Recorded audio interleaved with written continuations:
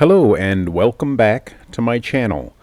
Today is Thursday, May 1st, 2025, May Day. And today I'm going to do two readings from the Oera book that mention the month of May.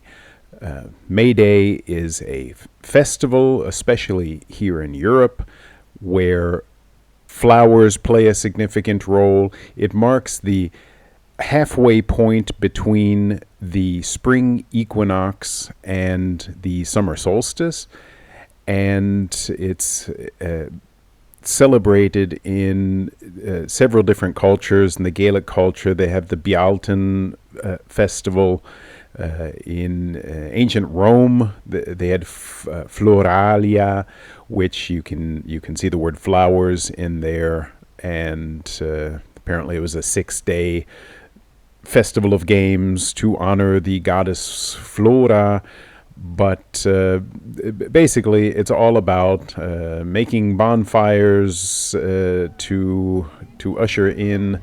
So the night before Walpurgisnacht, here in Germany, for example, you have the bonfires, and then on the May Day festival you set up the maypole, and it's just a happy time getting ready for the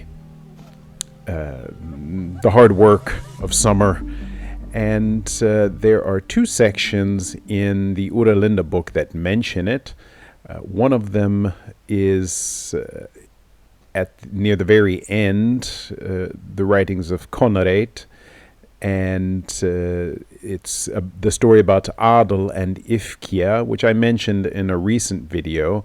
I'll read through that. May is just mentioned at the very end, but we'll do the entire reading because it's not so long. And the first one is in the writings of Apollonia. The contribution of Apollonia, the writings of Bruno, which I think she found somewhere and decided to add to the book. So the first half of the Oera book is the Book of Adela followers, or the Book of Adelings, as it's called in some places.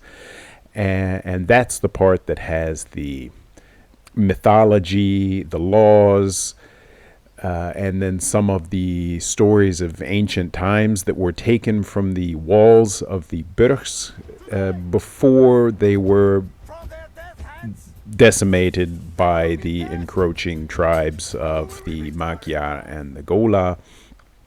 And the second half of what we call the Oera book these days is what was added to that book of Adelings after so after Adela's death, and just later on over several generations.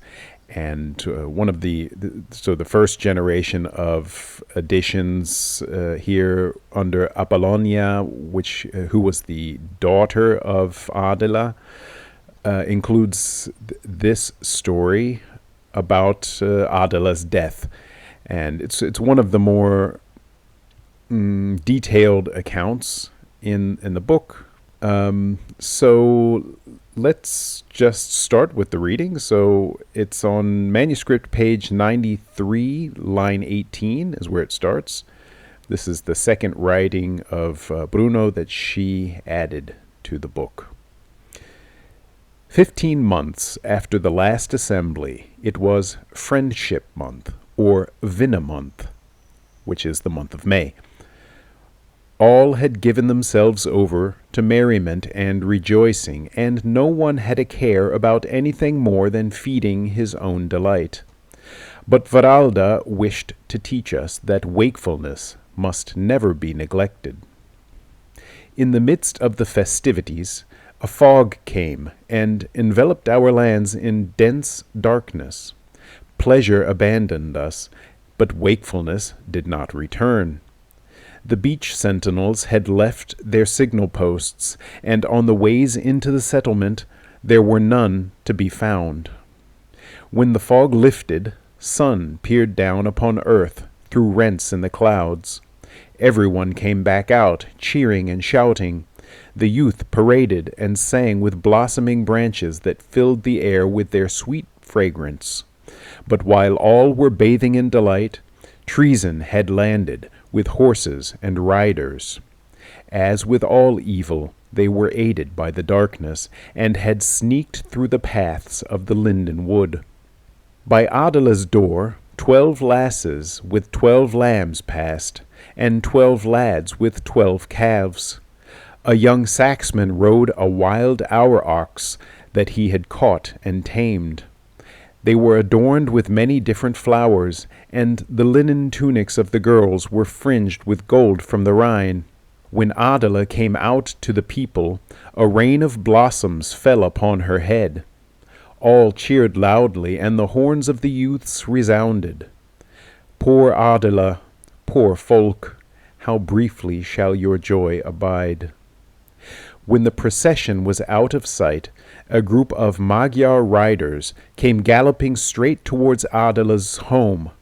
Her father and her husband were still sitting on the stoop.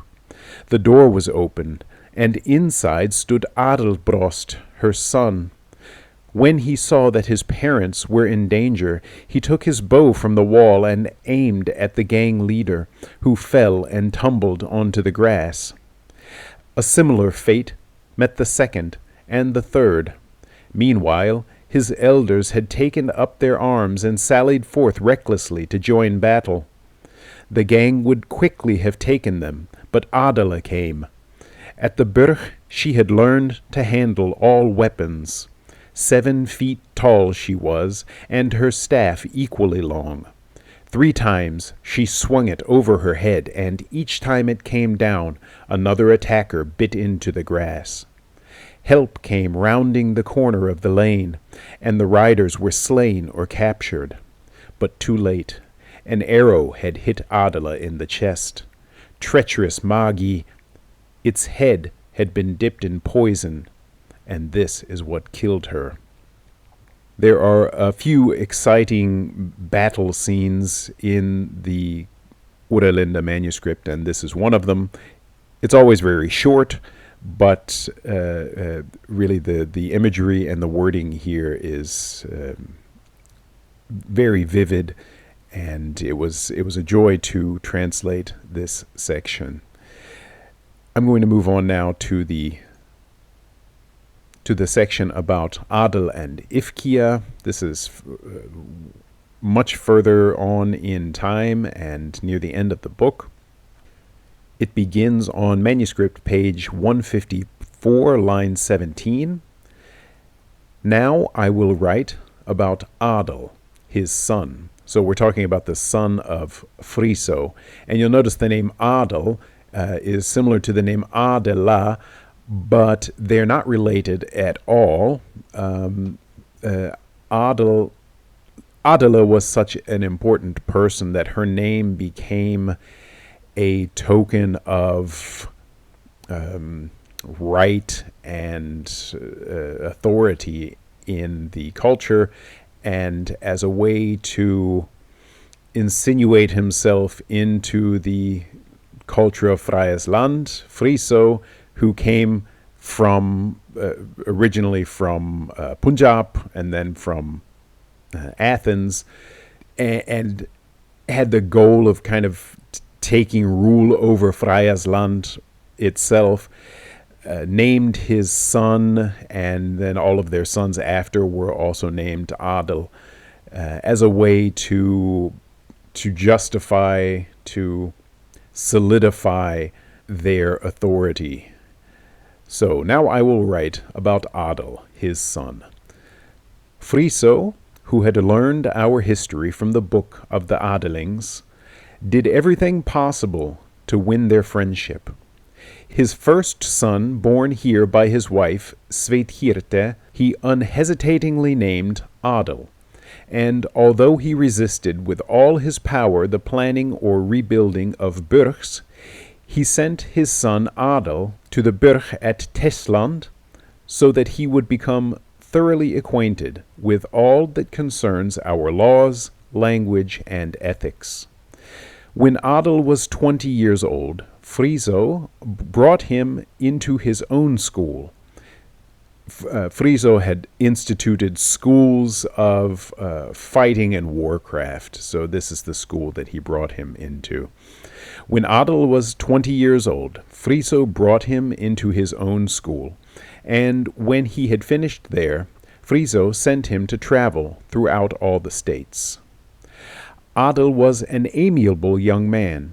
On his travels, he won many allies. That is why the folk called him Atarik, that is, rich in allies.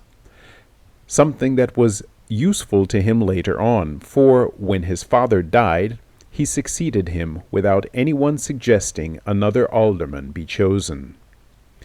And remember, this was against the law at the time. The immediate successors of an office holder were generally forbidden from taking office, so that there were no dynasties, no families that would take over power. But this is also the time when that began to change, thanks to the policies of Friso and later of his sons. I'll continue. While Adel was an apprentice at Tesland, there was also a very lovely maiden at the Burg. She was from the Saxon marks, from a state called Swabaland, and you'll recognize Swabia, the German state of Swabia or Schwaben, here in this word Swaboland. So that's in the south of what's now Germany. She was from the Saxon marks, from a state called Swaboland. Therefore, she was known at Tesland as Swabena, although her name was Ifkia. Adel had fallen in love with her, and she loved him, but his father urged him to yet wait. Adel was obedient, but as soon as his father died, and he was enthroned, he instantly sent heralds to Bertolda, Ifkia's father, to ask for his daughter's hand. Bertolda was a prince of unblemished morals. He had sent Ifkia as an apprentice to Tesland, in the hope that she would one day be chosen as burgmaid in his own land. But once he learned of their mutual desire, he conceded and gave them his blessing. Ifkia was a sharp-edged Freya. As far as I knew her, she worked and campaigned unremittingly to reunite Freya's children under the same laws and under one alliance. To win the hearts of the people, she traveled with her bridegroom from the home of her father through all the Saxon marks, and then on to Germania. Germania was the name the Geatmen had given to their state, which they had obtained through Gosa's policies. So the Geatmen were the people of Friso, the people who came from Punjab and Athens, later back to Friesland. And their original leader had been named Gert, and that is how this came about. Obviously, the word Germany would derive therefrom. From there, they went to the Denmarks, and from the Denmarks, they went by ship to Tesland. From Tesland, they went to West Fleeland, and so along the seacoast to Valhallagara. From Valhallagara they continued along the southern Rhine until with great apprehension they arrived beyond the Rhine at the place of the lake-dwellers, Marsata, of whom our Apollonia has written. So a few places here. Obviously the Danemarks are Denmark, and Tesland, as anyone who's followed my videos and the geography, the likely geography of Friesland, would have been in north of what is now the Netherlands. Most of it is now underwater, but Tesland may still exist as the island of Texel, where there is the capital of Texel is called Den Burg, and so that could have been where the burg in Tesland was located, but it's all been just wiped out by the sea and the Franks, and so there's nothing left of the old times there, except for the names.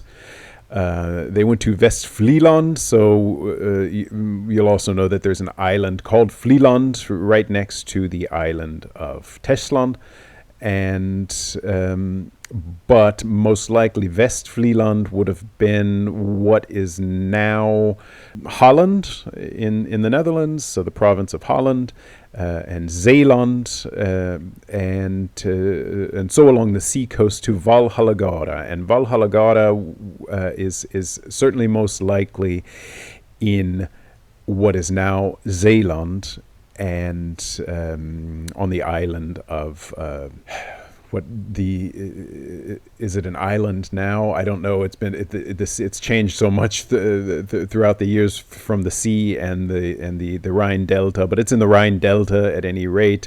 This is Walcheren. No, it's no longer an island. So it used to be an island. It's down in the Scheldt estuary. Vlissingen is the main settlement there, and it is what we call in English Flushing. So back to the reading.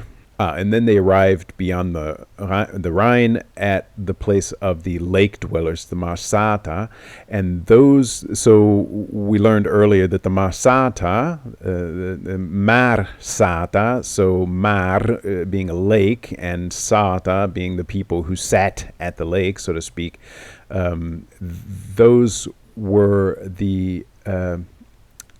they were described by Apollonia as living up near the source of the Rhine in what is now Switzerland, but there are also Marsata settlements described down in near the delta as well, and we know from the writings of Tacitus that there was a tribe described called the Marsaci, which you can see is cognate to Marsata, the Marsaci. I don't know if they were described as living on poled houses upon the lake, but that is how they are described in the Urlinda book.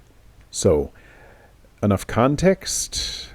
After they had stayed there for a while, they returned to the delta. So I guess when they say they went to the Marsata, they're talking about the main settlement up in Switzerland.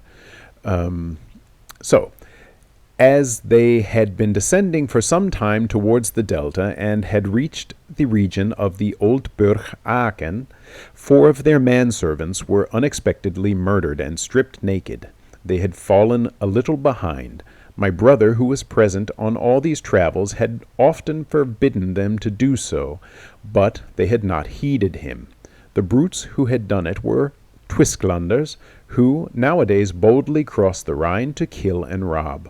The Twisklanders were banished and fugitive children of Freya, but their wives they stole from the Tartars. The Tartars are a brown Findas folk, thus named because they provoke, Tarta, all nations to battle. They are all riders and robbers. This is how the Twisklanders have become so bloodthirsty. The Twisklanders who had committed this crime called themselves freemen or Franks. My brother said there were red, brown, and white-haired among them. Those with red or brown hair bleached their hair white with lime water, but as their faces remained brown, this made them even more repulsive. Just like Apollonia, the two concluded their journey with a visit to Leidesburg and the Alderga. Thereupon they toured about the regions of Staveren, where dwelt their constituency. They had behaved so affably that everywhere they went the people wished them to stay. 3 months later, Adel sent messengers to all the allies he had made, urging them to send him lucid men in the month, May. So that's the only mention of the month of May here. He asked them to send lucid men, and later he went on to present to them a writing from Gossa that he said his wife had found at the Burg of Tesland, a writing that had been unknown up to that point, and he used it to launch his plans aimed at reuniting the Freyas, who had there'd been a lot of infighting, especially since the time of Friso. So that will be for another time. Today I just wanted to celebrate the start of the summer season by reading out 2 mentions of the month of May. I wish you all a happy May Day, and I will see you soon back here.